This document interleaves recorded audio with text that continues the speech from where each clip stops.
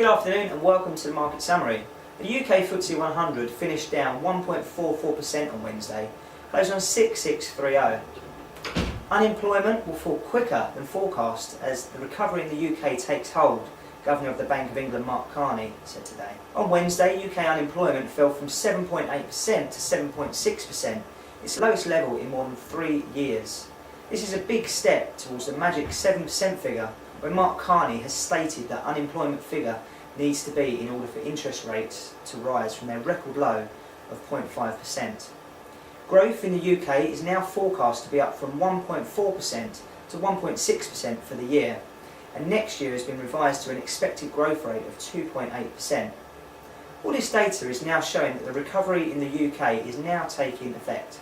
Sainsbury's were the biggest gainer on the FTSE 100 after reporting a pre-tax profit for their half year of £433 million, an increase of 9.1% in comparison to the same period as last year.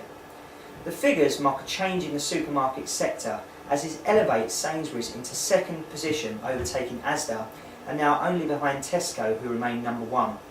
Sainsbury's has been opening convenience stores up and down the country, and as a result has seen a 20% rise in sales from them. RSA Insurance continued falling on Wednesday as they face a greater than expected number of claims because of bad weather across the world, and profits would be a further 70 million under initial expectations.